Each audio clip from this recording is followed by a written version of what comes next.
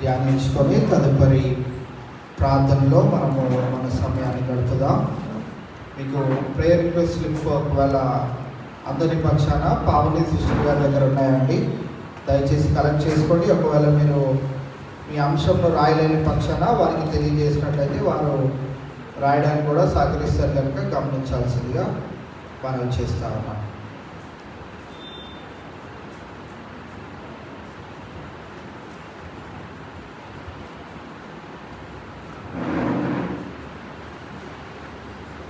ఇవాళ ప్రార్థనలో మనం కొద్ది సమయాన్ని గడపనైతుండగా ఎఫెసీయులకు రాసిన పత్రికలోని ఒక వచనాన్ని చదువుకొని ఆ వచనంలో ఉన్నటువంటి భాగాన్ని కొద్దిసేపు మనం ధ్యానించుకుందాం. ఎఫెసీయులకు రాసిన పత్రిక 6వ అధ్యాయము 18వ వచనాన్ని చదువుకొని మనము వాక్యాన్ని ధ్యానించుకుందాం. ఆత్మ వలన ప్రతి సమయమునందును ప్రతి విధమైన ప్రార్థనను విజ్ఞాపనమును చేయుచు ఆ విషయమై సమస్త పరిశుద్ధుల నిమిత్తమును పూర్ణమైన పట్టుదలతో విజ్ఞాపన చేయుచు మెలకువగా ఉండుడి. చిన్న ప్రార్థన చేసుకొని దేవుని యొక్క సహాయాన్ని కోరుదాం. దేవా, ఇంతవరకు నీ సన్నిధిని మాకు తోడుగా ఉంచి ఈ ప్రత్యేకమైన దినాన ఏర్పాటు చేయబడిన ఈ గొప్ప ఉపవాస ప్రార్థనలో ఇంతవరకు నీ బిడ్డల ద్వారా నీవు చక్కనటువంటి రీతిలో పాటల ద్వారా నీవు మహిమ పొందిన గొప్ప దేవా, నీకే వందనాలు, స్తోత్రం ప్రభువా. విలువైన నీ మాటలను కొద్దిసేపు మేము ధ్యానించినట్టుగా నన్ను నీ సిలువ చాటున మరుగుపరచుకోండి. మా అందరికీ వినగలిగిన చెవులను, గ్రహించగలిగే హృదయాన్ని, నీకు లోబడే జీవితాన్ని, నీకు మాదిరికరమైనటువంటి జీవితాన్ని మేమందరము జీవించినట్లు మీ సహాయం అనుగ్రహించమని ఈ వాక్యం ద్వారా తదుపరి ప్రార్థనలు కూడా మేము అటు రీతిగా కొనసాగినట్లు మీ సహాయం అనుగ్రహించమని ఈ ప్రార్థన ప్రభు యేసు నామంలో అడిగి వేడుకుంటున్నాం మా తండ్రి. ఆమేన్. ఎఫెసీయులకు రాసిన పత్రిక 6వ అధ్యాయము 18వ వచనంలో రాయబడిన మాటలను మనము గమనించగలిగినట్లయితే, ముందుగా అసలు ఎఫెసీయులకు రాసిన పత్రికలో పౌలు భక్తుడు దేని కొరకు ఈ ఎఫెసీయులకు లేకుంటే ఎఫెసీ ప్రాంతంలో ఉన్న సంఘానికి ఈ యొక్క పత్రిక రాయవలసి వచ్చింది అనే విషయాన్ని కనుక మనము గమనించగలిగినట్లయితే, వారు దేవునికి అయిష్టమైనటువంటి మార్గంలో జీవించుచుండగా వారిని మరి తిరిగి దేవుని తట్టు నడిపించడానికి మరి యొక్క ఎఫెసీ పత్రిక రాయడము మనం చూస్తూ ఉన్నాం. సో అందుకే 6వ అధ్యాయంలో 10వ వచనం నుండి కనుక మనం గమనించగలిగినట్లయితే, మీరు బలవంతులై ఉండుడి అని రాస్తూ ఉంటాడు. దాని తర్వాత మీరు సర్వాంగ కవచములను ధరించుకోండి అని రాస్తూ ఉంటాడు.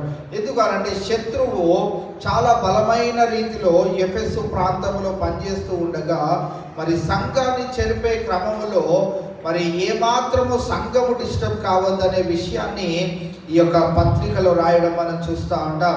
అందుకే ఈవేళ మనము కూడా కొద్దిసేపు తరువాత ప్రార్థనలో మనం సమయాన్ని గడపనే ఉంటున్న వేళ ఎఫెసీయులకు రాసిన పత్రిక 6:18 మనము చదువుకున్న కొన్ని అంశాలను మనము ఆ యొక్క వచనంలో నుండి ధ్యానించడానికి ప్రయత్నం చేద్దాం.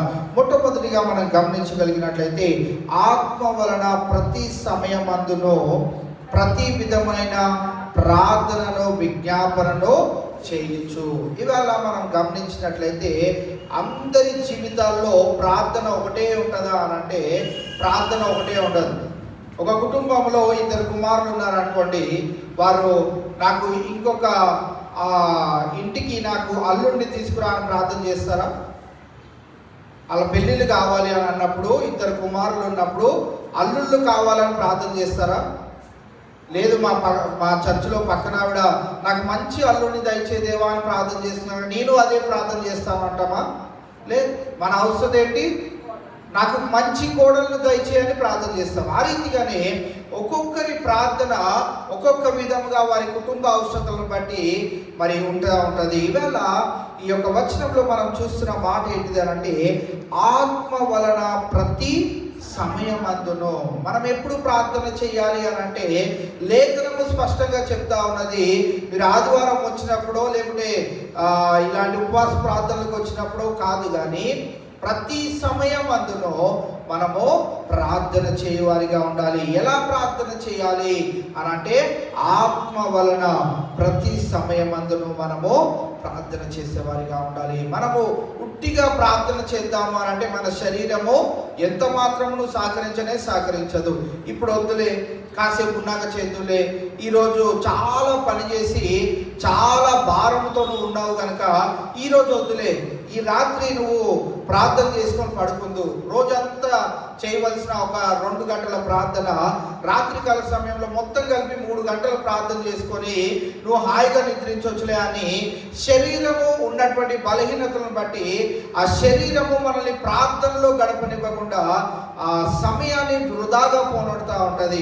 రాత్రి అయిపోయేటప్పటికి రాత్రి అంటది శరీరము, ఇంకా ఇంతగా అలసిపోయిన నీవు 3 గంటలు ఏం ప్రార్థన చేస్తావు, కానీ వచ్చే రోజు రేపు నువ్వు ఈ 3 గంటలు రేపు చేయబోయే ప్రార్థనలన్నీ కలిపి ప్రార్థన చేద్దువు.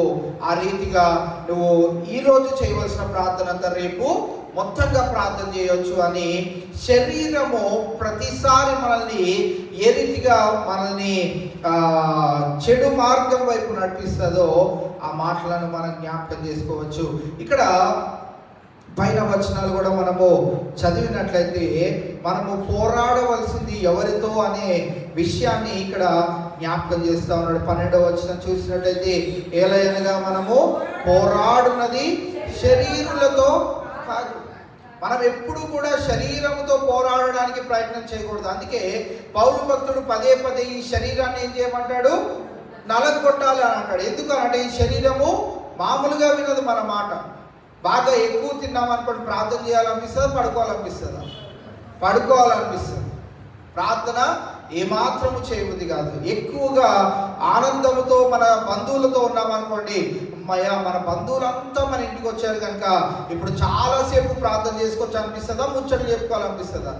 ముచ్చట్లే చెప్పుకోవాలనిపిస్తుంది. ఎందుకనంటే శరీరము దానికి ఉన్నటువంటి బలహీనతలు అటువంటివి. అందుకే ఇక్కడ 18వ వచనంలో పౌలు భక్తుడు సెలవిస్తున్నాడు ఏంటి అని అంటే, మీరు ఎలా ప్రార్థన చేయాలి, శరీరముతో కాదు ఆత్మ వలన ప్రతి సమయమందును మనము ప్రార్థన చేసేవారిగా ఉండాలి. ప్రతి సమయంలోనూ మన ఆత్మ పదే మనల్ని ఎలా ప్రేరేపిస్తూ ఉన్నదంటే, ఒకవేళ ఇంట్లో ఉన్నారనుకోండి, ఇప్పుడు వరకు మనమంతా ఇంట్లో ఉన్నాము, ఉన్న వారందరికీ ఒక ప్రేరేపణ కలుగుతూ ఉంటుంది. ఏంటి ఆ ప్రేరేపణ అంటే, ఈరోజు ఉపవాస ప్రార్థన, నేను ఇంట్లోనే ఉన్నాను, నా పనులన్నీ అయిపోయినాయి, నేను కాలము లేకుంటే సమయము వృధా చేయకుండా నేను దేవుని మందిరానికి వెళ్ళి నా ప్రార్థన అవసరతల నిమిత్తము ప్రార్థన చేద్దామని శరీరం అనదు, ఆత్మ అంటది.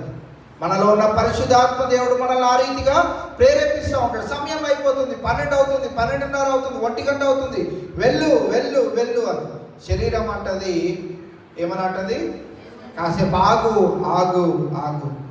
అంత తొందర ఏమైపోయింది, బయట చినుకులు పడుతున్నాయి, వర్షం వస్తుంది, చలిగా ఉంది, వాతావరణం బాగాలేదు, నీకు అనుకూలంగా ఉండదు, నువ్వు వర్షంలో తడిస్తే నీకు అనారోగ్యం వస్తుంది అని పదే శరీరము మనల్ని బలహీన పరుస్తూ ఉంటుంది. అందుకే పైన వచనాల్లో 10వ వచనంలో కూడా మనం చూసినట్లయితే, తుదకు ప్రభు యొక్క మహాశక్తిని బట్టి ఆయన యందు బలవంతులై ఉండాలి.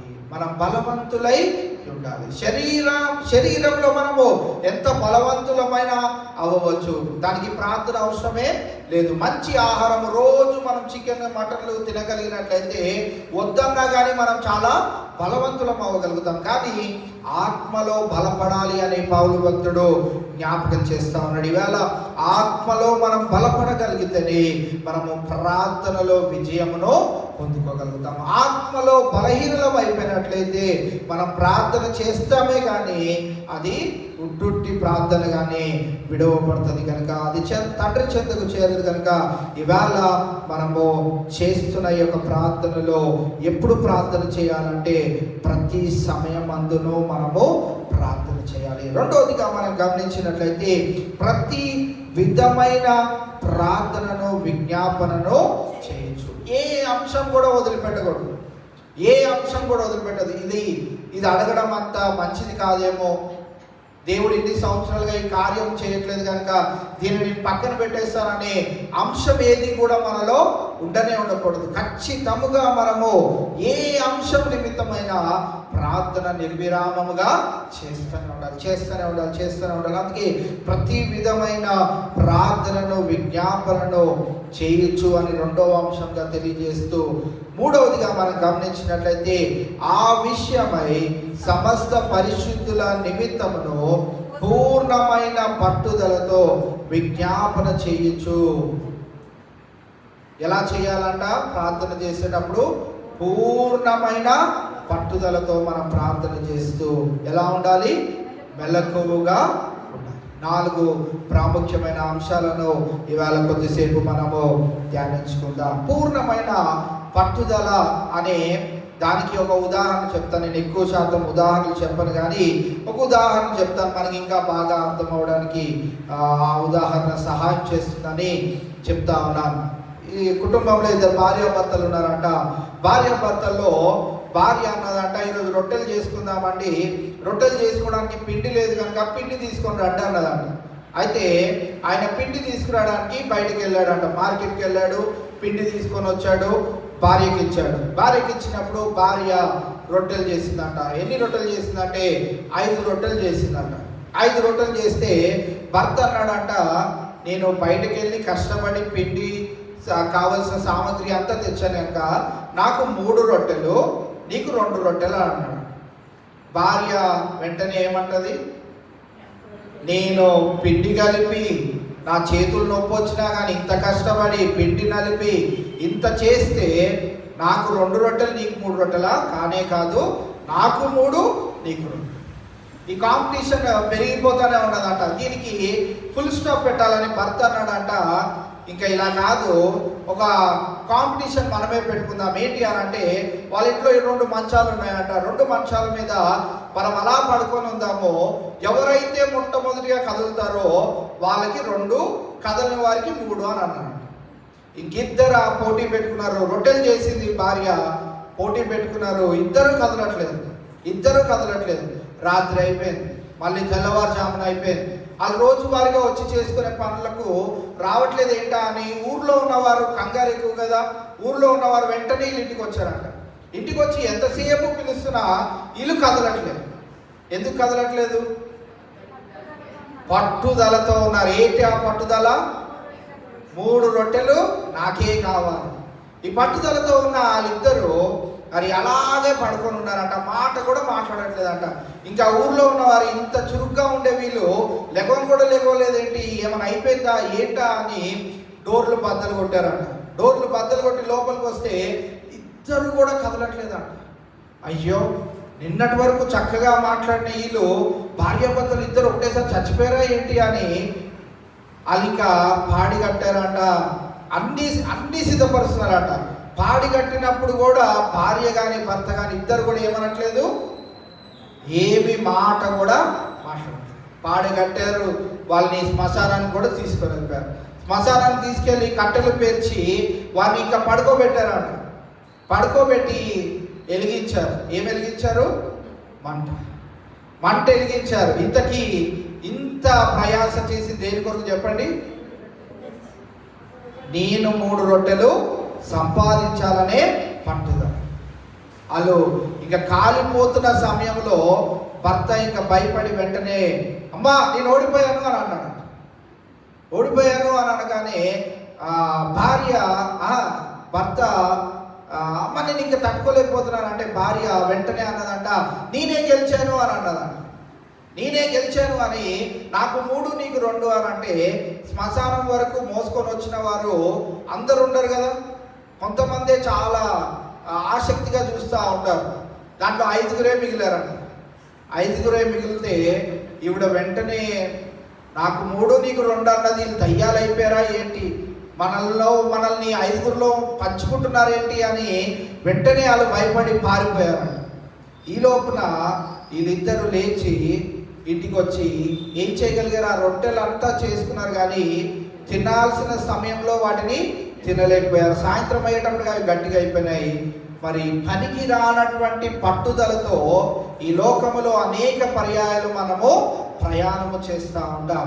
అయితే నేడు ఈ దినాన మనము నవ్వుకోవడానికి ఆ ఉదాహరణ బాగానే ఉండవచ్చు, కానీ పౌలు భక్తుడు సెలవిస్తున్నాడు, మనకి పట్టుదల దేంట్లో ఉంటే మనకి ప్రయోజనకరం అని అంటే ప్రార్థనలో మనకి పట్టుదల ఉండాలి. పట్టుదల కనుక మనకున్నట్లయితే మనము ఖచ్చితంగా విజయమును పొందుకోగలుగుతాం. అందుకే యేసుక్రీస్తు ప్రభువారి దగ్గరికి యేసుక్రీస్తు ప్రభువారు ఒక ఉపమానం చెప్తా ఉన్నాడు. ఒక న్యాయాధిపతి ఉన్నాడంట. ఆ న్యాయాధిపతి ఎటువంటి వాడనంటే బహు కఠినాత్ముడు. ఆయన దగ్గరికి ఒక విధవరాలు వచ్చిందంట.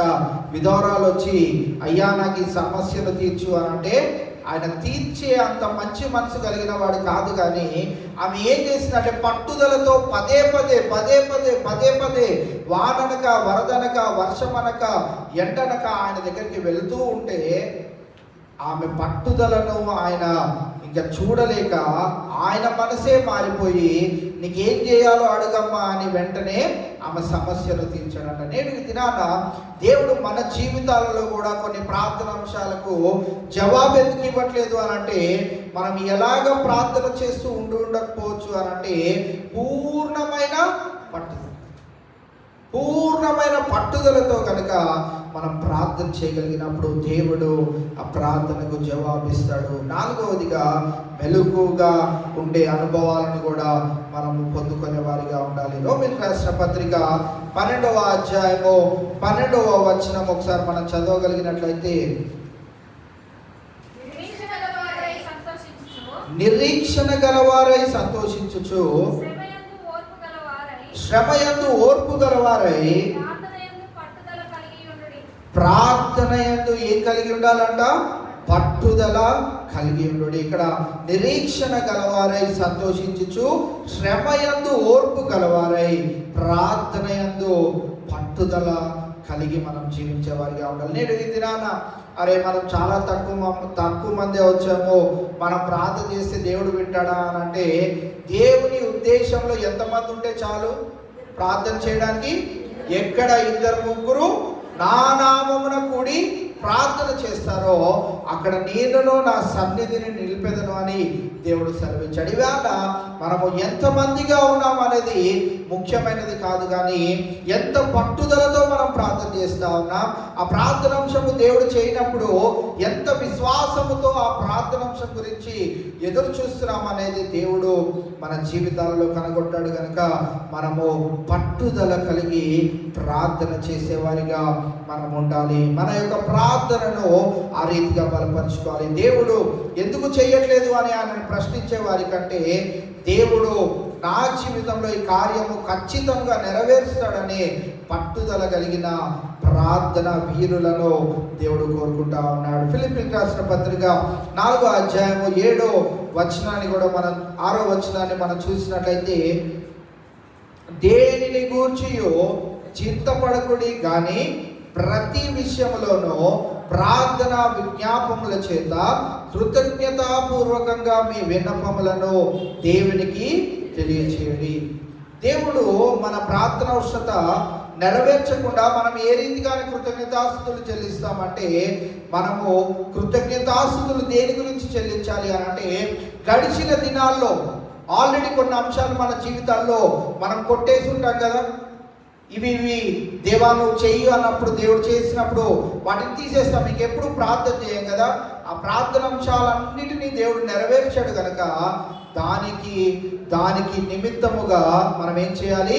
దేవునికి కృతజ్ఞతాస్తుతులు చెల్లించే వారిగా ఉండాలి. మనము దేవుడు పూర్వకాలమందు చేసిన ప్రతి ఒక్క ప్రార్థనను మనం జ్ఞాపకం చేసుకుంటూ, దేవాలనాడు నీవు మా జీవితాలలో ఆ ప్రార్థన అంశంను కోరగా నువ్వు చేసి ఉన్నావు, అందును బట్టి నీకు వందనాలు అని మనము కృతజ్ఞతాపూర్వకంగా మన విన్నపములను దేవునికి తెలియచేయాలి.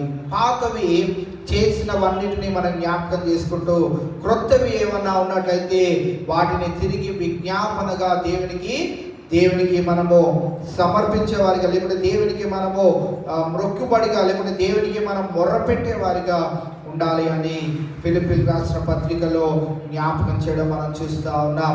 సో ఆత్మ వలన ప్రతి సమయమందును ప్రతి విధమైన విజ్ఞాపనను మనము చేయువారిగా ఉండాలి. మనం ఎలా ప్రార్థన చేయాలి? ఆత్మలో ప్రార్థన చేయడం ఎలాగా అంటే రోమిలకు రాసిన పత్రికలో మనకు సుపరిచితమైన వచనం ఒకటి ఉన్నది కదా.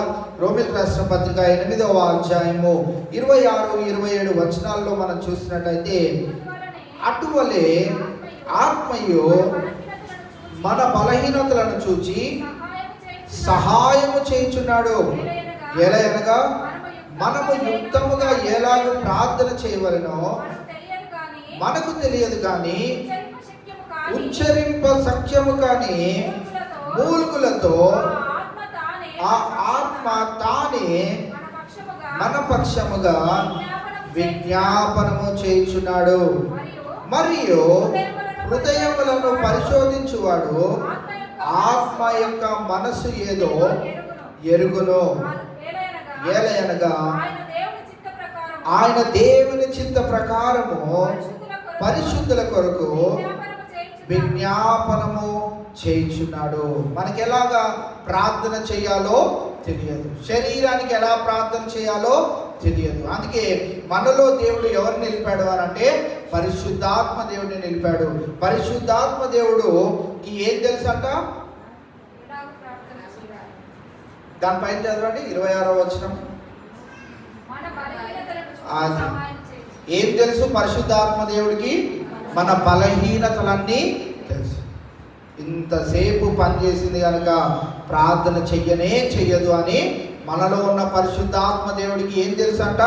మన బలహీనతలన్నీ తెలుసు. ఆయన ఏం చేస్తాడంట? మనల్ని బలపరుస్తూ ఉంటాడు. ఏం చేయడానికి ఆయన బలపరుస్తాడంటే మన శరీరానికి కావలసిన పనులు చేసుకోవడానికి కాదు, కానీ మన ప్రార్థనలు మన విజ్ఞాపనలు చేసుకోవడానికి మనలో ఉన్న పరిశుద్ధాత్ముడు మనల్ని బలవంతులుగా చేస్తాడు. అందుకే ఇక్కడ ఏలయనగా మనము యుక్తముగా ఎలాగో ప్రార్థన చేయవలనో మనకు తెలియదు, కానీ పరిశుద్ధాత్మ దేవుని యొక్క సహాయం ద్వారా మన ప్రార్థన ఏ రీతిగా మారుతుందంట?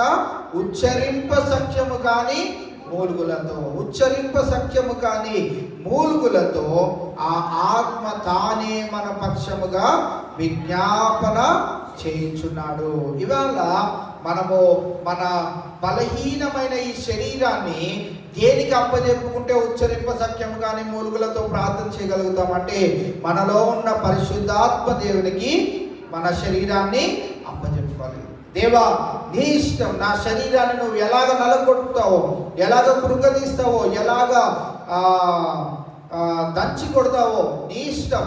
నీకు నా శరీరాన్ని అప్పచెప్తున్నాను అని అంటే మనలో ఉన్న పరిశుద్ధాత్మ దేవుడు మన శరీరాన్ని కూడా బలపరుస్తూ మనలో నుండి ఏ రీతి ప్రార్థన వెల్లడిపరచబడుతుంది అని అంటే ఉచ్చరింప సఖ్యము కానీ మూలుగులతో మనము ప్రార్థించగలుగుతాం. అంటే మన ప్రార్థన ఆషామాషి ప్రార్థనగా ఉండదు. మన నోరు తెరిచి ప్రార్థన చేస్తూ ఉండగా దేవుడు తన కార్యములు నెరవేర్చడం మనం చూస్తూ ఉంటాం. మనం నోరు తెరిచి ప్రార్థన చేయకుండా చేస్తూ ఉండగా ఏ బంధకాలలో అయితే ఉన్నామో ఆ బంధకాలన్నీ విడిపింపబడడం మనం చూస్తూ ఉంటాం. మనము ఏ ఉచ్చరింప సఖ్యము కానీ మూలుగులతో మనం ప్రార్థన చేసే ఆ యొక్క అనుభవాలు ఏ రీతిగా ఉంటాయంటే మన వలన కాలేని పనులన్నీ మనము చెయ్యడము, రుచి చూడడము మనము చూడగలుగుతూ ఉంటాం. నేడు ఈ దినాన ఉచ్చరింప సఖ్యము కాలి మూలుగులు అంటే చిన్నపిల్లలు ప్రార్థన చేస్తూ ఉంటారు. గడిచిన వారంలో మన సండే స్కూల్ పిల్లలు మరి ప్రార్థన చేస్తారు. ప్రార్థన మరి ఎలా చేస్తారు? స్టార్టింగ్లో ప్రార్థన ఇచ్చారు అనుకోండి, ఏమని ప్రార్థన చేస్తారు? అయ్యా, ఇప్పుడు సండే స్కూల్ ప్రోగ్రామ్ స్టార్ట్ చేస్తున్నాము, ప్రోగ్రామ్ అంతా మంచిగా జరిగేటట్టు నీ సహాయం తెచ్చి ఆమె. ప్రోగ్రామ్ అయిపోయిన తర్వాత కూడా ప్రార్థన చేస్తారు. ఏమని ప్రార్థన చేస్తారు? ఇప్పుడు వరకు నువ్వు సహాయం అనుగ్రహించావు, అందుని బట్టి నీకు వందనం. మీకు ఏమైనా అర్థం కాని ప్రార్థన ఉందా? అర్థం కాని పదాలు ఏమైనా ఉన్నాయా? ఒకవేళ మన పిల్లలే ఆ ఏజ్లోనే మహోన్నతుడా, అద్వితీయ దేవుడా, సర్వోన్నతుడా అని ప్రార్థన చేశారు అనుకోండి, ఎలా ఉంటుంది మనకి? ఎక్కడి నుంచి నేర్చుకున్నారా ఈ ప్రార్థన? ఎక్కడి నుంచి వస్తుంది ఆ ప్రార్థన? మనలో ఉన్న పరిశుద్ధాత్మ దేవుడే ఉచ్చరింప సఖ్యము కానీ. మనము చిన్న వయసులో ఉన్నప్పుడు మన ప్రార్థన వేరుగా ఉంటుంది. మనము పెద్దగా అయ్యే కొద్దీ, మనము నీటి ద్వారా బాప్తిస్మం పొందుకొని పరిశుద్ధాత్ముడు ఎప్పుడైతే మనలోనికి వస్తాడో అప్పటి నుంచి మన యొక్క ప్రార్థన ఏ రీతిగా మార్చబడుతుంది అని అంటే ఉచ్చరింప సఖ్యము కాని మూలుగులు. నేను ఇప్పటికీ కూడా చాలాసార్లు యూట్యూబ్లోకి వెళ్ళి నా first message white and white వేసుకున్నాను. వైట్ అండ్ వైట్ వేసుకొని ఫస్ట్ మెసేజ్ ఎలా చెప్పానని మళ్ళీ వింటా ఉంటే ఆ ముందు వారంలోనే నేను 31st నైట్కి మెసేజ్ చెప్పాను. 31st నైట్కి తూతురు మాత్రం లాగానే వాక్యం చెప్పాను. ఈ ఆదివారానికి అంటే అభిషేకం పొందుకొని 26వ తారీఖు తర్వాత ఫిబ్రవరి నెల మొదటి ఆదివారంలో వాక్యం చెప్తున్నప్పుడు దానికి దీనికి ఆకాశానికి భూమికున్నంత వ్యత్యాసాన్ని నేను చూస్తూ ఉంటాను. ఎందుకు అలా చూడగలుగుతాము అని అంటే ఎప్పుడు అయితే దేవునికి మన జీవితాన్ని సంపూర్తిగా సమర్పించుకోగలుగుతామో అప్పుడు మన నోటి నుండి దేవుడు ఏ పలుకులను పలికిస్తాడంటే ఎప్పుడు కూడా మన నోటంట పలకని పలుకులు. అవేంటి అని అంటే ఇక్కడ రాయబడిన పదం ఏంటంటే ఉచ్చరింప సఖ్యము కానీ. మనం మామూలుగా మాట్లాడుతున్నప్పుడు భార్యలు ఎవరైనా మీ భర్తల మీద అత్యధికమైన ప్రేమ వచ్చినా కానీ నువ్వు ఎంత మహోన్నతుడు అయ్యా అంటామా? అనం. అవన్నీ ఎక్కడ ఎవరికి ఆపాదించగలుగుతాము అని అంటే దేవునికే మనం ఆపాదించగలుగుతాం. ఎంత ప్రేమించే భార్య అయినా, ఎంత ప్రేమించే భర్త ఉన్నా కానీ వారికి ఇలాంటి ఉచ్చరింప సఖ్యము కానీ మూలుగులను మనం ఆపాదించలేము. కానీ పరిశుద్ధాత్మ దేవుడు, మన తండ్రి అయిన దేవుడు తన కుమారుడైన యేసుక్రీస్తు ప్రభువారిని మరి వారి నామములో మనం ప్రార్థన చేస్తున్నప్పుడు మట్టుకు మనకి ఎటువంటి శక్తిని ఇస్తాడు అంటే ఉచ్చరింప సఖ్యము కాని మూలుగులతో ప్రార్థన చేసే ఆ అనుభవాలను మనకు దయచేస్తాడు. అందుకే 27వ వచనంలో కూడా ఏమంటున్నాడు, మరియు హృదయములను పరిశోధించువాడు ఆత్మ యొక్క మనసు ఏదో ఎరుగును, ఏలయనగా ఆయన దేవుని చిత్త ప్రకారము పరిశుద్ధుల కొరకు విజ్ఞాపన చేయుచున్నాడు. మనం గమనించినట్లయితే ఆత్మ యొక్క మనసు ఏదో ఎరుగును. ఆత్మ యొక్క మనసు ఏదో అనంటే దేవుని మనసు ఏదో, దేవునికి దగ్గరగా ఉన్న మనసు ఏదో, దేవునికి దూరంగా ఉన్న మనసు ఏదో మనలో ఉన్న పరిశుద్ధాత్మ దేవుడు మరి తెలుసుకొని ఉంటాడు కనుక మన గురించి ఆయన ప్రార్థన చేస్తాడు. మన గురించి ఆయన ప్రార్థన చేస్తున్నప్పుడు మన శరీరాన్ని ఆయన వాడుకుంటూ ఉంటాడు. మనకు తెలియకుండానే మనం మోకాలు వేయగలుగుతూ ఉంటాం. మనం తెలియకుండానే మన చేతులు ఎత్తుతూ ఉంటాం. మనకు తెలియకుండానే మన కన్నుల్లో కన్నీరు కారుతూ ఉంటుంది. మనకు తెలియకుండానే మనం ఎప్పుడు వాడని పదాలను మనము మన ప్రార్థన అనుభవంలో వాడగలుగుతూ ఉంటాం. కావున ఈవేళ మనలో ఉన్న పరిశుద్ధాత్మ దేవుణ్ణి మనం నిరంతరము తెస్సలోనికి రాసిన పత్రికలో ఏమంటాడు, ఆత్మను ఆర్పకుడి అని అంటాడు, ఆత్మను దుఃఖపరచకుడి అని పౌలు భక్తుడు మరి ఒక చోట రాస్తూ ఉంటాడు. సో మనం ఆత్మను ఎప్పుడు కూడా ఏం చేస్తూ ఉండాలి, వెలిగిస్తూనే ఉండాలి. వెలిగించడానికి మరి మనలో ఉన్న పరిశుద్ధాత్మ దేవుడు దేన్ని కోరుకుంటా ఉన్నాడంటే మన బలహీనమైన ఈ శరీరాన్ని ఆయన కోరుకుంటా ఉన్నాడు. ఈ శరీరాన్ని ఆయనకి ఎప్పుడైతే మనం అప్పగించగలుగుతామో, అక్కడ రాయబడిన మాట రోమిలకు రాసిన పత్రిక 8:27లో మనం చూసాం కదా, అక్కడ ఏం రాయబడ్డదంటే మనసు ఆత్మ ఏకమైనప్పుడు. మనసు ఆత్మ ఏకమైనప్పుడు అని అంటే మన మనసు శరీరముగా మనం భావించుకున్నప్పుడు మనలో ఉన్న పరిశుద్ధాత్మ దేవుడు ఆ రెండు కలిసినప్పుడు మనము ఉచ్చరింప సఖ్యము కానీ మూలుగులతో ప్రార్థన చేయగలుగుతాం. ఆ ప్రార్థనకు దేవుడు జవాబును అనుగ్రహిస్తాడు. కాబట్టి ఈవేళ మనము మొట్టమొదటిగా ప్రతి సమయమందును ప్రార్థన చేసేవారిగా ఉండాలి. ప్రతి విధమైన ప్రార్థనను విజ్ఞాపనను మనము చేసేవారిగా ఉండాలి. ప్రతి విధమైన ప్రార్థన అంటే మన ప్రార్థన ఒక్కొక్కసారి ఒక్కొక్కలాగా మార్చమని కాదు, కానీ అనేకమైన అంశాలను దాంట్లో సమకూర్చువారిగా మనము ప్రార్థన చేసేవారిగా ఉండాలి. మరి మూడవదిగా మనం గమనించినట్లయితే ఆ విషయమై సమస్త పరిశుద్ధుల నిమిత్తమును పూర్ణమైన పట్టుదలతో మనం ప్రార్థన చేసేవారిగా ఉండాలి. ఎవరి కొరకు ప్రార్థన చేయాలంట? మూడవది, సమస్త పరిశుద్ధుల నిమిత్తమై. ఈ చక్కనటువంటి అవకాశము దేవుడు మనకు అనుగ్రహించాడు. మనం ఎవరి కొరకు ప్రార్థన చేస్తాం చెప్పండి? మన కొరకు మనం ప్రార్థన చేయం. ఈ ప్రత్యేకమైన దినాన ఎవరి కొరకు ప్రార్థన చేస్తాము? మనము ఇతరుల కొరకు ప్రార్థన చేస్తూ ఉంటాం. మూడవ అంశంలో అదే మనం చూస్తూ ఉన్నాం. సమస్త పరిశుద్ధుల నిమిత్తమును పూర్ణమైన పట్టుదలతో. మన గురించి మనం పట్టుదలతో ప్రార్థన చేస్తామో లేదో తెలియదు, కానీ మన పక్కని వారు, మన తోటి వారు, మనతో పాటు మన మందిరానికి వస్తున్న విశ్వాసుల నిమిత్తం అయితే మనం ఎలా ప్రార్థన చేయాలంట? పూర్ణమైన పట్టుదలతో. ఎందుకనంటే మన కుటుంబం మనకి ఎంత అవసరమో వారి కుటుంబం కూడా మనకు అంతే అవసరం. మన కుటుంబంలో దేవుడు ఎలాగైతే కార్యాలు చేయాలని ఆశపడతా ఉన్నామో వారి కుటుంబంలో కూడా దేవుడు అదే రీతిగా కార్యాలు చేయాలి. ఎందుకనంటే మనమందరము ఒక సంఘానికి చేర్చబడిన వారు. మనమందరము ప్రతి ఆదివారము ఒకటే కంఠముతో మరి ప్రార్థనలు చేయువారిగా, ఒకటే వాక్యమును వినువారిగా మనం ఉంటా ఉన్నాం. మన తోటి వారిగా మనం ఉంటా ఉన్నాం కనుక మనము ఇతరుల నిమిత్తమై ప్రార్థన చేసేటప్పుడు పూర్ణమైన పట్టుదలతో మనము ప్రార్థన చేయువారిగా ఉండాలి.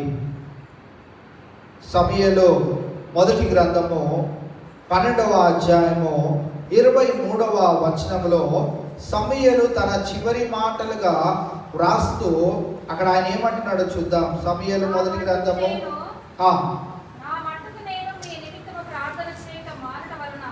నా మట్టుకు నేను మీ నిమిత్తము ప్రార్థన చేయటం మానుట వలన యెహోవాకు విరోధముగా పాపము చేసిన వాడనగుదును. అది నాకు దూరమగునుగాక. కానీ శ్రేష్టమైన చక్కని మార్గమును మీకు బోధించును. ఇక్కడ మనము గమనించగలిగినట్లయితే నా మట్టుకు నేను మీ నిమిత్తము ప్రార్థన చేయుట మానుట వలన యెహోవాకు విరోధముగా పాపము చేసిన వాడనగుదును. పాత నిబంధనలో మరి రాయబడిన మాట కదండి, ఇప్పుడు మనకి సంబంధించింది కాదేమో అని మనం అనుకోకూడదు. ప్రతి సమయంలో మన గురించి మనం ఎక్కువగా ప్రార్థన చేసే అవసరము ఏమాత్రం లేదు.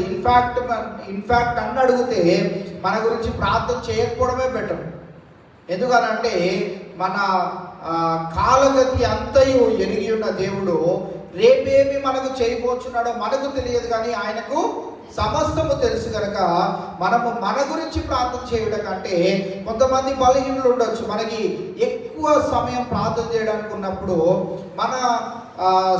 మన తోటి వారి గృహంలో ఒకవేళ భర్త నేను ప్రార్థన చేసి నేను ఊరుకోను, నేను ఇంట్లో నుంచి గెంటేస్తాను, నువ్వు మీ ఇంటికి వెళ్ళిపో అనే తీరులో ఉన్నవారు ఎవరైనా ఉన్నట్లయితే వారు చెప్తా ఉంటారు మనకి, సిస్టర్ నాకు చాలా ప్రార్థన చేయాలని ఉంటుంది కానీ మా ఆయన ప్రార్థన చేసుకొని. అలాంటి వారు ఎవరైనా మనకి ఎదురుపడ్డప్పుడు అయ్యో వాళ్ళ ఇంట్లో ప్రార్థన చేసుకోవడానికి సమయమే లేదు, ఎంత వేధిస్తుందో ఎంత రోధిస్తుందో అని వారి గురించి మనకి సమయం ఉన్నది కనుక మనం ఏం చేయవచ్చు అంటే అటువంటి కుటుంబాల గురించి ప్రార్థన చేయవచ్చు. ఇక్కడ సమూయేలు అంటున్నాడు, నా మటుకు నేను మీ నిమిత్తము ప్రార్థన చేయుట మానుట వలన ఏమవుతాడంట?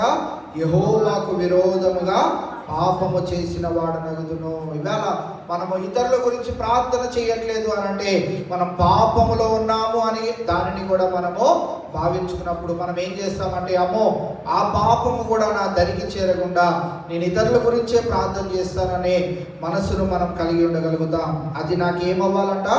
దూరం అవునుగాక, కానీ శ్రేష్టమైన చక్కని మార్గమును మీకు బోధింతును అని సమూయేలు తెలియచేయడం మనము చూస్తా ఉన్నాం. కావున ఈవేళ మనము ప్రార్థనలో సమయాన్ని గడపబోయేటప్పుడు ఎంతసేపు మరి ప్రార్థన చేయాలి, ఎప్పుడైపోతుంది ఈ ప్రార్థన అనే మనస్సుతో మనం ఉండకుండా మనము ఆయన వైపు చూస్తూ ప్రతి సమయమందును మనం ప్రార్థన చేస్తూ ప్రతి విధమైన ప్రార్థనలు మనం చేస్తూ మన తోటి వారి కొరకు అక్కడ రాయబడిన మాట సమస్త పరిశుద్ధుల నిమిత్తము పూర్ణమైన పట్టుదలతో మనం విజ్ఞాపన చేస్తూ మెలకుగా ఉండే స్థితిలోనికి మనము రాగలగాలి.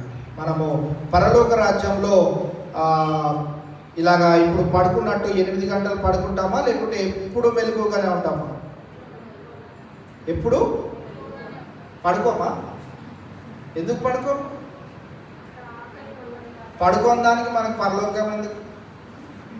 మనకు కావాల్సిందే నిద్ర కదా. ఎందుకు పరలోక రాజ్యంలో మనకి నిద్ర అవసరం లేదు?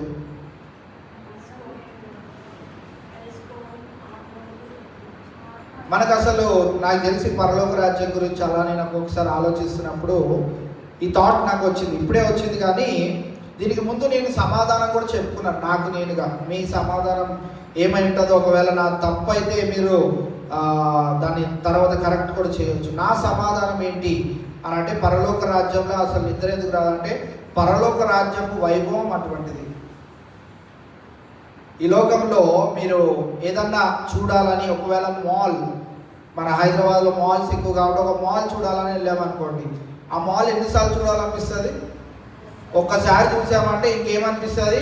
ఇంత ఒకటి తిరుగుతాడా అనిపిస్తుంది. మా చిన్నప్పుడు అయితే ఎన్టీఆర్ గార్డెన్స్, లుంబినీ పార్క్ ఇవన్నీ ఒకసారి చూసామంటే, ఇప్పుడు వెళ్ళమన్నా డబ్బులుండి 10 రూపాయలు 50 రూపాయలు టికెట్ ఉన్నా కొనుక్కోగలిగినా ఇప్పుడు వెళ్తామా అంటే వెళ్ళనే వెళ్ళం. ఎందుకంటే దాన్ని ఆల్రెడీ ఒకసారి చూసేసాం. కానీ పరలోక రాజ్యపు వైభవం ఎటువంటిది అని అంటే, అక్కడ ఎవరున్నారు? నీ కొరకు నా కొరకు ఎప్పుడూ కూడా కునుకక నిద్రపోని ఒక తండ్రి ఉన్నాడు. ఆయన కుడి పార్శ్వాన నీ కొరకు నా కొరకు నిర్విరామంగా విజ్ఞాపన చేయించున్న యేసుక్రీస్తు ప్రభువారు ఉన్నారు. ఆ ఎదుట నిర్విరామంగా స్తుతియాగం చేస్తున్న దేవదూతలు ఉన్నారు. అటువంటి వైభవంలో, లేకుంటే అటువంటి మనం ఒక్కొక్కసారి చూస్తూ ఉంటాం కదా, అంబానీ కొడుకు పెళ్లి చేసినప్పుడు, లేకుంటే పెద్ద పెద్ద సినీ స్టార్లు పెళ్లి చేసుకున్నప్పుడు, డెకరేషన్ ఎంత బాగుందో, ఎన్ని లక్షలు అయిపోయి ఉంటుందో ఈ డెకరేషన్కి అని మనం అనుకుంటూ ఉంటాం. వాటికి ఏమాత్రం పొంతన లేనటువంటి వైభవం మనం పరలోక రాజ్యంలో మనం కలిగి ఉండగలుగుతాం. కనుక మనకి నిద్ర పోబుద్ది కూడా కాదు. నిద్ర వచ్చేవారు ఎలాగో కింద కాలుతూ ఉంటాం. సో మనము పరలోక రాజ్యంలో నిర్విరామంగా వైభవమును చూస్తూ తండ్రిని, కుమారుని, పరిశుద్ధాత్మ దేవుడిని నిత్యము స్తుతియాగము చేసే ఆ యొక్క స్థితిలో మనం ఉంటాం. కనుక మనకి నిద్రతో పనేమి లేదు. మీరు చెప్పిన రెండో వాటిల్లో కూడా అవన్నీ వస్తాయి. మనకు ఆకలి వేయదు కాబట్టి, దాహం వేయదు కాబట్టి నిద్ర కూడా రానే రాదు. సో ఇవాళ మనము ఈ లోకములో నివసిస్తున్న సమయంలో కూడా మనము మెలకువగా ఉండి ఇతరుల నిమిత్తమై ప్రార్థన చేసే ఆ యొక్క గొప్ప ధన్యత దేవుడు మనకు అనుగ్రహించాడు. ఎవరికి లేదు ఈ ధన్యత. ఎవరైనా గుడికి వెళ్ళి ఇతరుల గురించి కొబ్బరికాయ కొట్టిస్తారంటే ఎవ్వరు కొట్టించారు. ప్రదక్షిణాలు ఎవరి గురించి చేసుకుంటారంటే వారి గురించే చేసుకుంటారు. జుట్లు ఎవరి గురించి ఇస్తారంటే వాళ్ళ గురించే ఇస్తారు. కానీ మనకి ఇవ్వబడిన యొక్క గొప్ప ధన్యత యేసుక్రీస్తు ప్రభువారే మనకి స్వయాన నేర్పించాడు. ఆయన ఈ లోకంలోనికి వచ్చినప్పుడు ఆయన గురించి ఆయన ఎప్పుడైనా ప్రార్థన చేసుకున్నాడా అంటే ఎప్పుడు కూడా ప్రార్థన చేయలేదు. ఆయన ప్రార్థన ఎప్పుడు కూడా ఇతరుల గురించే ఉంటా ఉన్నది. కావున ఈవేళ యేసుక్రీస్తు ప్రభువారిలో నుంచి కూడా మనం నేర్చుకోవాల్సింది ఏంటి అంటే, ఆయన ఎప్పుడూ కూడా మెలకువగా ఉండి ఇతరుల గురించి ప్రార్థన విజ్ఞాపన చేస్తూ ఉండేవాడు. బయట శిష్యులు ఏం చేస్తూ ఉన్నారు? గెత్సెమనే తోటలో ఆయన వెళ్ళి ప్రార్థన చేస్తూ ఉన్నాడు. ఆయన ఇంకా చివరి దినాల్లోనికి వచ్చినప్పుడు ఆయన ప్రార్థన చేస్తూ ఉంటే ఆయన కన్నీళ్లు రక్తముగా మార్చబడ్డాయి. అయినా కానీ బయట శిష్యులు ఎలా ఉన్నారు?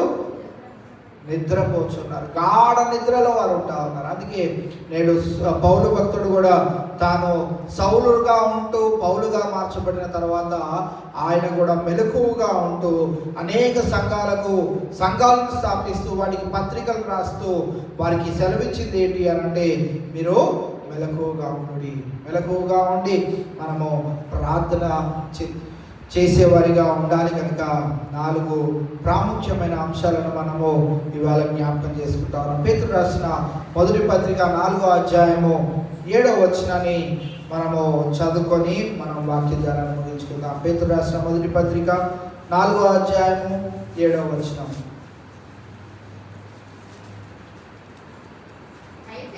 అయితే అన్నిటి అంతము సమీపమై ఉన్నది కాగా మీరు స్వస్థ బుద్ధి గలవారై ప్రార్థనలు చేయుటకు మెలకువగా ఉండుడి. అన్నిటి అంతము చూడబోయే తరం ఎవరైనా ఉన్నదా అంటే అది మనదే.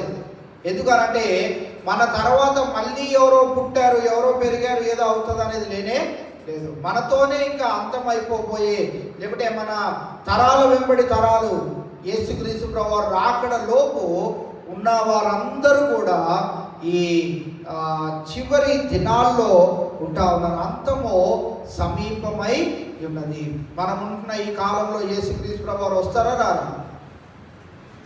మనం చూడమేమో, మన తర్వాత మన తరం వారు చూస్తారేమో అన్న మాట ఇక్కడ రాయబడి ఉన్నదా? ఆయన రాకడ ఎలా ఉండబోతుందంట? దొంగ వలె వస్తాడు, కనురెప్ప పాటులో ఆయన వస్తాడు. ఆయన వచ్చాడంటే ఇంకా పరలోకమే నరకం, ఇంకా మళ్ళీ ఈ భూమి ఆకాశము వీటన్నిటితో సంబంధము ఉండనే ఉండదు. కావున ఇక్కడ పేతురు కూడా సెలవిస్తున్న మాట ఏంటిదంటే, అయితే అన్నిటి అంతము సమీపమై ఉన్నది. మెలకువగా ఉండి ప్రార్థన చేసే అనుభవాన్ని మనం కలిగి ఉండాలంటే మనం జ్ఞాపకం ఉంచుకోవాల్సింది ఏంటంటే, ఈరోజేనేమో అంతము అన్నట్టుగా మనం బ్రతకగలిగితేనే మనం ఎలాగ ప్రార్థన చేయగలుగుతామో మెలకువగా ఉండి ప్రార్థన చేయగలుగుతాం. అమ్మ రాదులే ఇప్పుడు అప్పుడే, ఎప్పుడో మా తాతలు ముత్తాతలు కూడా చెప్పారు, యేసయ్య వచ్చేస్తున్నాడు ఆ చనిపోయారు, తర్వాత మేము ముసలోళ్ళం అయిపోతున్నాం, మేము ఎప్పుడో చనిపోతాం, మేము ఇంకా చూడము, ఆ తరం వాళ్ళు ఎప్పుడు చూస్తారో ఏంటో తెలియదు అన్నట్టుగా మనం భావిస్తే మనము ప్రార్థనలో మెలకువగా ఉండలేము. కానీ ఈరోజేనేమో అంతము అన్నట్లుగా మనం ఉంటే ఆ భయముతో మనం ఏం చేస్తామంటే మెలకువగా ఉండి ప్రార్థన చేయగలుగుతాం. మెలకువగా ఉండి ప్రార్థన చేసే అనుభవాలలో నేడే అంతము సమీపమై ఉన్నది అన్నట్లుగా మనం భావించాలి. రెండవదిగా మనం ఎలా ఉండాలంట? స్వస్థ బుద్ధి గలవారై. స్వస్థ బుద్ధి ఎవరికైతే ఉంటుందో వారు మెలకువగా ఉండి ప్రార్థన చేయగలుగుతారు. పేతురు రాసిన ఈ పత్రికలో స్వస్థ బుద్ధి గలవారై, అంతం వచ్చేస్తుందేమో అన్నట్లుగా మనము భయము భక్తి కలిగిన వారమై మనము ప్రార్థనల సమయాన్ని ఎక్కువగా గడిపేవారిగా ఉండాలి అని ప్రభు జ్ఞాపకం చేస్తూ ఉన్నాడు. కావున ఈవేళ మనము 4 అంశాలను ఈవేళ మన ప్రార్థనలో మనము జ్ఞాపకం చేసుకుని ఉన్నాం. ఎప్పుడు ప్రార్థన చేయాలి? ప్రతి సమయమందును మనం ప్రార్థన చేయాలి. ఎలాంటి ప్రార్థన చేయాలి? ప్రతి విధమైన ప్రార్థన మనం చేసేవారిగా ఉండాలి. ఎవరి నిమిత్తమై ప్రార్థన చేయాలి? సమస్త పరిశుద్ధుల నిమిత్తం ప్రార్థన చేయాలి. ఎలా ప్రార్థన చేయాలి? పూర్ణమైన పట్టుదలతో ప్రార్థన చేయాలి. అంతేకాదు చివరిగా మెలకువగా ఉండి మనం ప్రార్థన చేయాలి. మెలకువగా ఉండడానికి మనకి ఉన్నటువంటి చిట్కా ఏంటిది అని అంటే, రేపేనేమో అంతం అన్నట్లుగా మనం మెలకువగా ఉన్నప్పుడు దేవుడు మన జీవితాలలో కార్యాలు చేస్తాడు. ఆయన కృప మహదైశ్వర్యంలో ఇంకా మన పట్ల ఉన్నట్లయితే ఇంకనూ కొంతకాలము మనం చూడగలుగుతాము. రక్షింపబడని వారు మన చుట్టూ, మన గృహములో, మన బంధువుల్లో ఉన్నట్లయితే వారిని కూడా మనము రక్షించుకోగలిగే అవకాశాన్ని దేవుడు మనకి అనుగ్రహించగలుగుతాడు. కనుక మనము ఆ రీతిగా మెలకువగా ఉంటూ మనం ప్రార్థన చేస్తూ ముందుకు కొనసాగుదాం. అట్టి గొప్ప ధన్యత నేడు ఈ యొక్క ప్రార్థనలో పొందుతున్న మనకు, మన కుటుంబాలకు దేవుడు నిశ్చయంగా అనుగ్రహించి మనల్ని బలపరిచి ఆ రీతిగా ముందుకు కొనసాగింప చేయనుగాక. ఆమేన్. ప్రార్థన చేసుకుందాం. చిన్న ప్రార్థన చేస్తాను, దాని తర్వాత మనము ప్రార్థన సమయంలో మన ముందుకు కొనసాగుదాం. దేవా, ఇంతవరకు నీ సన్నిధిని మాకు తోడుగా ఉంచి నీ లేఖనంలో నుంచి విలువైన నీ మాటలను కొద్దిసేపు మేము ధ్యానించడానికి మీరు మాకు ఇచ్చిన అవకాశాన్ని బట్టి నీకే వందనాలు, స్తోత్రం ప్రభువా. పౌలు భక్తుడు సెలవిస్తూ ఉన్నాడు, శరీరము బలహీనమైనది కానీ ఆత్మ దినదినము బలపరచబడుచున్నది. కనుక మనలో ఉన్నటువంటి ఆత్మను మేము ఆర్పేవారిగా ఉండకుండా, మా శరీరంలో మేము నలగొట్టుకుంటూ ప్రభువా ఆత్మ ద్వారా ప్రేరేపించబడుచున్న ప్రతి ఒక్క ప్రార్థనలో సమయమందును అసమయమందును ప్రార్థన చేసేవారిగా, ప్రతి సమయమందును మేము ప్రార్థన చేసేవారిగా, ప్రతి విధమైనటువంటి ప్రార్థనలు మేము చేసేవారిగా ఉండగలుగుటకు, అదేవిధముగా మా సహోదరుల నిమిత్తమై పూర్ణమైన పట్టుదలతో ప్రార్థన చేసేవారిగాను, మెలకువతో ఉండి ప్రార్థన చేసేవారుగా మేము ఉండగలుగుటకు మీ సహాయం అనుగ్రహించమని ప్రార్థన చేస్తూ, దేవా ముందున్న సమయం అంతటిని ప్రభా నీ చేతులు అప్పచెప్తూ ఉండగా, మేము ఒకరి కొరకు ఒకరు ప్రార్థన చేస్తూ ఉండగా, ఆ ప్రార్థనని సన్నిధికి ధూపం వలె చేర్చుకొని తగిన సమయంలో నీ చిత్త ప్రకారముగా మాకు జవాబును అనుగ్రహించి నీ సాక్షి బిడ్డలుగా మేము జీవించగలుగుటకు నీ కృపను అనుగ్రహించమని ఈ ప్రార్థన ప్రభు యేసు నామములో అడిగి వేడుకుంటున్నాం మా తండ్రి. ఆమేన్.